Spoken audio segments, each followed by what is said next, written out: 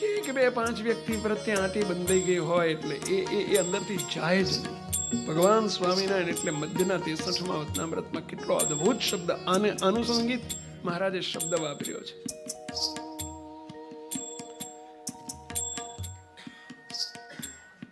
માટે અમારો ને અમારા ભક્તનો મહિમા મોટો છે. અમારો ને અમારા ભક્તનો મહિમા મોટો છે. અને ભગવાનના સર્વે ભક્તો છે તે તો કેવળ બ્રહ્મની જ મૂર્તિઓ છે. બ્રહ્મને મૂર્તિ શબ્દ નથી વાપરી. અને ભગવાનના ભક્ત છે તે તો કેવળ બ્રહ્મની જ મૂર્તિઓ છે. બ્રહ્મ એટલે શું? બ્રહ્મ એટલે તે જ નહીં. બ્રહ્મ એટલે અમે, અમારા સ્વરૂપો છે એમ કે છે. એનો અર્થ અનાદિ મુક્તો છે આ બધા. બ્રહ્મની મૂર્તિઓ શબ્દ વાપર્યો, મૂર્તિ શબ્દ ના વાપર્યો. મૂર્તિઓ મધ્યનું 63 જરા બતાવજો પેલા. મૂર્તિઓ શબ્દ છે. અને જે ભગવાનના અને ભગવાનના ભક્ત છે તે તો કેવળ બ્રહ્મની જ મૂર્તિઓ છે. શબ્દ લખ્યું છે મૂર્તિઓ. મૂર્તિઓનો અર્થ શું? બહુવચન. બહુવચનનો અર્થ શું? સર્વે. તમે કે બધું સાચું, સર્વેમાં બધું સાચું, બસ અમારો એક રાજ્ય ના આવે, બસ બધું સાચું, અમારો મુકલો ના આવે.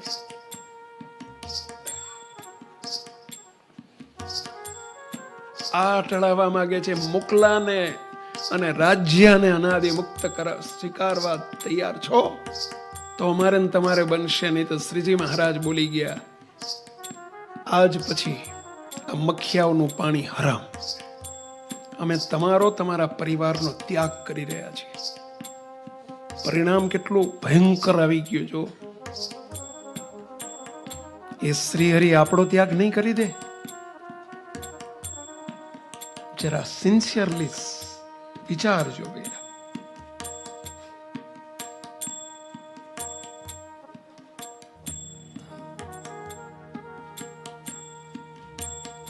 કર્યો છે, કરી દીધો છે.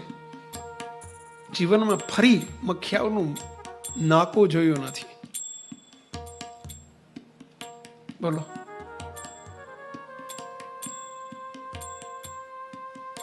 એક શ્રી હરિનું વચન ન મનાણું.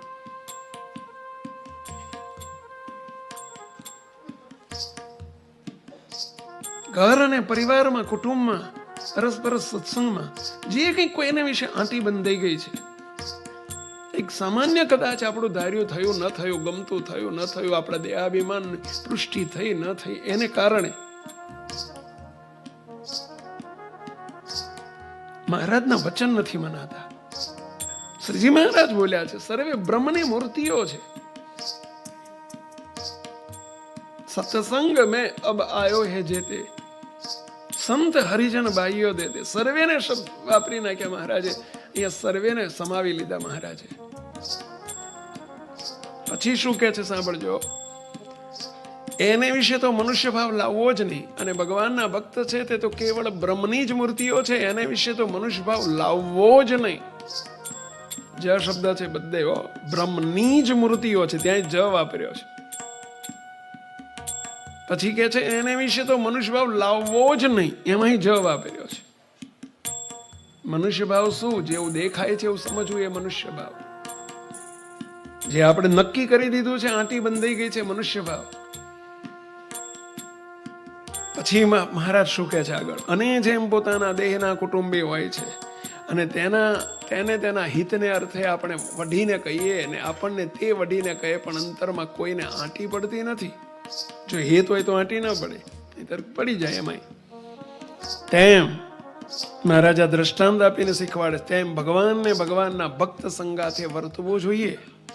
અને જેને ભગવાનને ભગવાનના ભક્ત સંગાથે એટલે મહારાજને મહારાજના મોટા પુરુષ કે સંતો ભક્તો સાથે આંટી પડી જાય છે, તે તો અમને દીઠો પણ ગમતો નથી. શ્રીજી મહારાજના શબ્દો છે.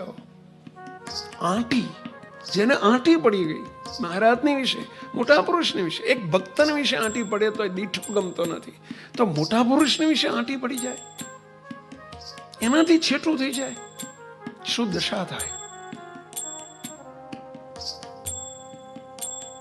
જરા ગંભીરતાથી વિચારજો. આ શબ્દો શ્રીજી મહારાજના શબ્દો છે.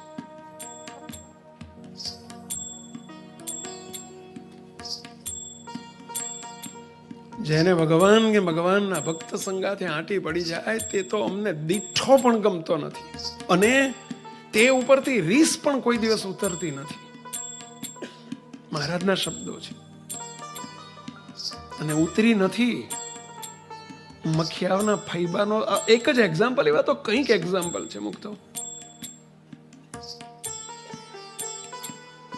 કોની સાથે આંટી, કોની સાથે વેર, કોનો અવગુણ, કોનો અભાવ?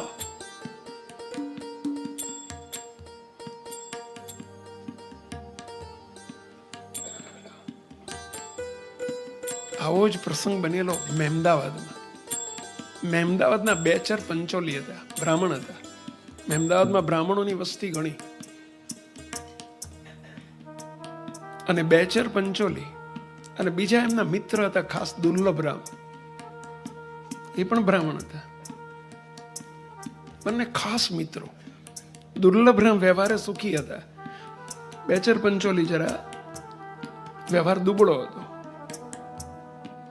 બંને મહારાજના આશ્રિત, બંને શ્રીજી મહારાજના ભક્તો, પણ કોઈ બાબતમાં બંને વચ્ચે જરા અણબનાવ થયો.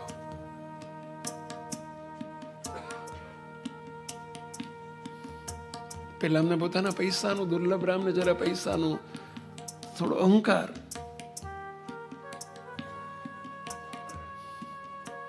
મહારાજ જયારે મહેમદાવાદ પધાર્યા, મહારાજને ખબર પડી કે બંને ભક્તો વચ્ચે આંટી છે. મહારાજ બહુ દુઃખી થઈ ગયા, જેવા મહેમદાવાદમાં દુઃખી થયા હતા. એક વિચાર કરજો પેલા, પરિવારમાં કે સત્સંગમાં કોઈની સાથે આંટી પડી ગઈ. આંટી એટલે પૂર્વાગ્રહની છાપ પડી ગઈ. એના સંબંધે, એના સંગમાં, સંગ ગમે નહીં એને કહેવાય આંટી. આ ક્યાં આવ્યો? બસ આંટી. જોડે બેસવાનું થયું, આની જોડે બેસવાનું ક્યાં થયું? આંટી.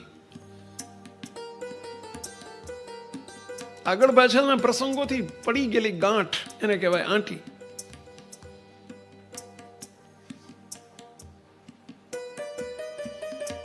સાસુ ને ફૈબાના કેસમાં શું હતું? આ જ હતી. ફૈબાના આંટી પડી ગઈ હતી કે આ મારા ઘરમાં ના ચાલે. એમણે નક્કી કર્યું હતું કે આ મારા ઘરમાં ના ચાલે, આ મારે ના જોઈએ. એટલે મહારાજનું વચન પણ ન મનાણું, એક્સેપ્ટન્સ ન થયું, સ્વીકૃતિ ન થઈ. મહારાજને કેવી રીસ મહારાજ લઈને નીકળ્યા. જરા દરેક તપાસજો. અત્યારે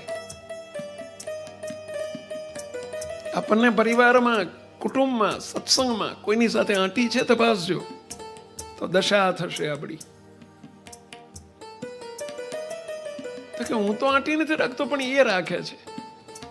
ઘણી વખત આપણને નિર્દોષ જ ઠેરવીએ છીએ. જો ભગવાનના ભક્ત સાથે લગીર પણ આંટી મહારાજ ચલાવવા તૈયાર નથી, મોટા પુરુષ સાથે આંટી ભયંકર કેવું પરિણામ આવે. માટે છે ને ભગવાનના ભક્ત સંગાથે આંટી પડી જાય તે તો અમને દીઠો પણ ગમતો નથી, ને તે ઉપરથી રીસ પણ કોઈ દિવસ ઉતરતી નથી. 2 4 પંચોલીને મહારાજ જઈને મળ્યા. દુર્લભરામ સાથે અબોલા છે, તોડવાના છે. બોલો શું કેવું છે? મહારાજ, આપ રાજી થતા હોય એમ જ કરવું છે. મહારાજ કે કદાચ કંઈ કે આગળ પાછળની ભૂલોની માફી માંગવાનું કે તો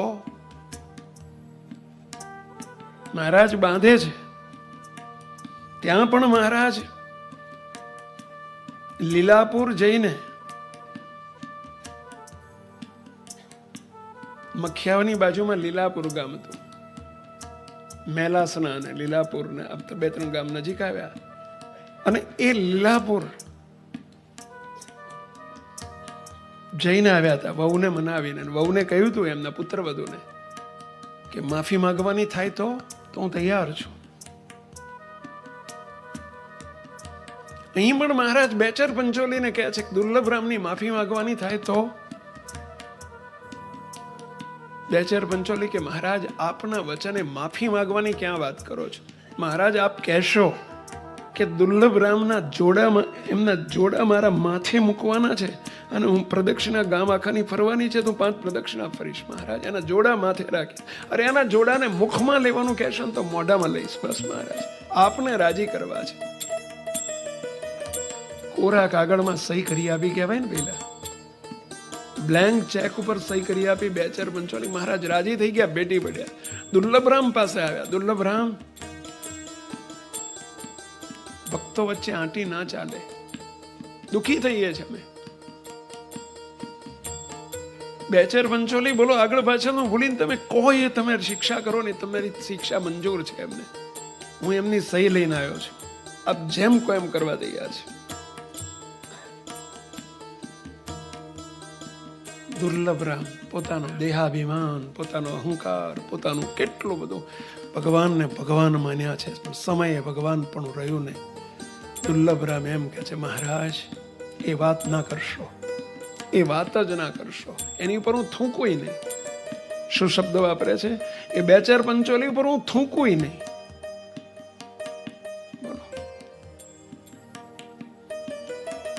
જેમ મહારાજે મખિયાઓનો ત્યાગ કર્યો હતો એ જ રીતે મહારાજે બીજો સંપ્રદાયના આવા અનેક પ્રસંગો છે. બોલો, મહારાજે એ દિવસે મહેમદાવાદ અને દુર્લભરામના પરિવારનો ત્યાગ કરી નાખ્યો.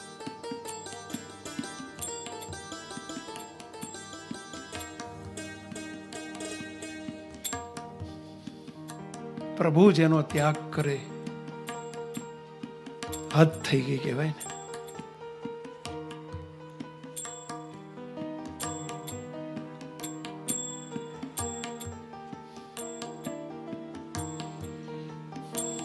મહારાજે બેચર પંચોલીના ઘેર જઈને કહ્યું, બેચર, મહેમદાવાદમાં તારે રહેવાનું નથી, ચલો મારી સાથે ગઢપુર રહેવા આવી જા ચાલો. અને મહારાજ બેચર પંચોલીને ગઢપુર લઈ ગયા છે. આખા પરિવારને ગઢપુર લઈ ગયા. સંપ્રદાયનો ઇતિહાસ છે. ફરી પછી મહારાજ મહેમદાવાદમાં પધાર્યા નથી.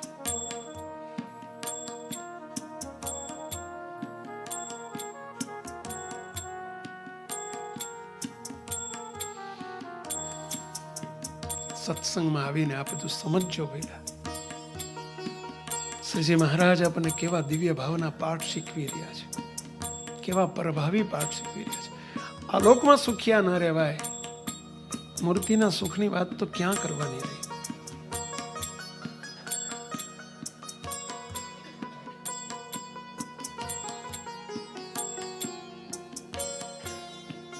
દિવ્ય ભાવની વાત કરવા માટેની નથી, સમજવા માટેની નથી.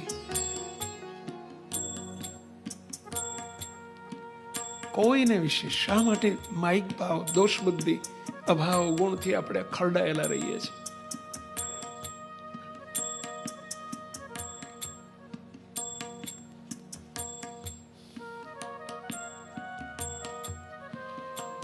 પછી મહારાજ શું કહે છે? અને આ સંસારમાં પંચ મહાપાપના કરનારાનો કોઈ દિવસ છૂટકો થાય, પણ ભગવાનના ભક્તના દ્રોહના કરનારાનો કોઈ દિવસ છૂટકો થતો જ નથી. પરંતુ આપણને છૂઠા પીવાની આદત પડી ગઈ ને, એને સિગરેટ પીતો થઈ જશે ને દારૂ પીતો થઈ જશે. ઠૂઠાની સુગ નીકળી ગઈ.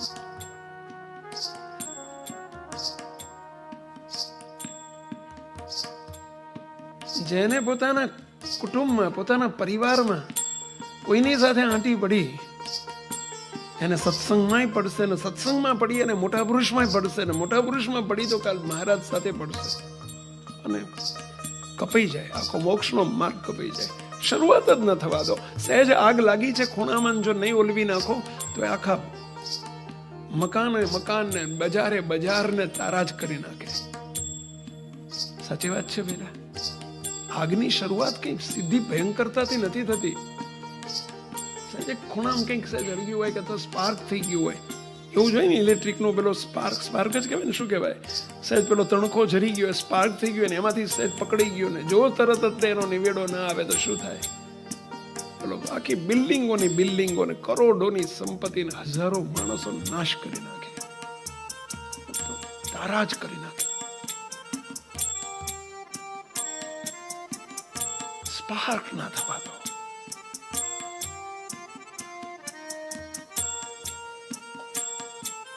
એટલે મહારાજ આવી દિવ્ય ભાવની દુનિયામાં આપણને ડુબાડવા માંગે છે. સત્સંગ છે, શ્રીજી મહારાજનું આપેલું સર્ટિફિકેટ છે, અને એને ફાડનાર આપણે કોણ?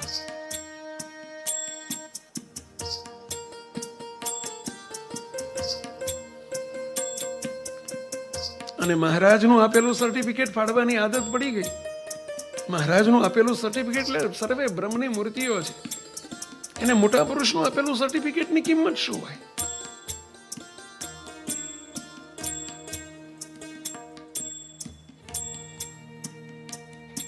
મોટા પુરુષના પ્રમાણપત્રની પણ કિંમત ના હોય.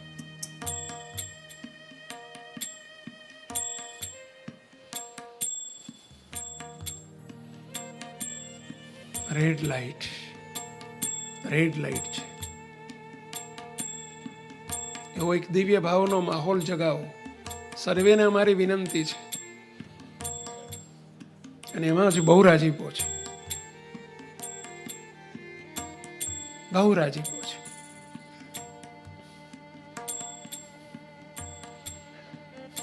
અને રાજીપાને ધ્યેય બનાવો, રાજીપાને આપણા જીવનનો ધ્યેય બનાવો. મુક્તો બધાને વિનંતી કરું છું.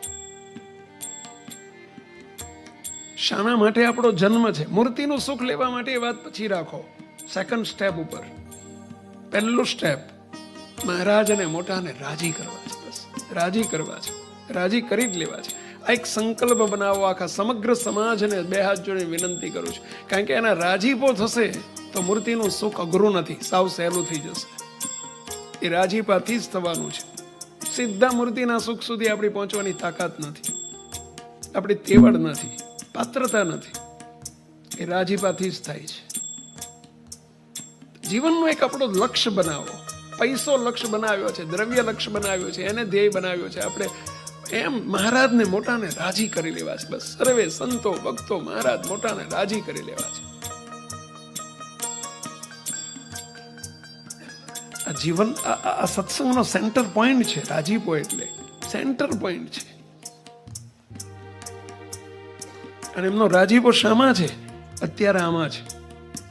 અત્યારે જે આ ટોપિક ચાલી રહ્યો છે, આ કારણ સત્સંગમાં SMVS સમાજ માટે બસ મહારાજના વચનોને સાકાર કરવા છે. મારી મૂર્તિ રે મારા લોક ભોગને મુક્ત, સર્વે દિવ્ય છે. કોઈ સાથે આંટી ના જોઈએ, કોઈ સાથે વેર વિરોધ ના ચાલે, કોઈનો અભાવ ગુણમાં પડવું નથી.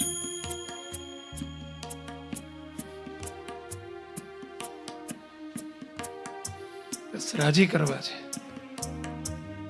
અને રાજીપાના વિચારથી આ છૂટી જાય, આંટીઓ છૂટી જાય. અનાદિમુક્ત વિશ્વમ ચેનલને સબસ્ક્રાઇબ કરો અને મેળવો નવા વિડિયોઝ સૌથી પહેલા.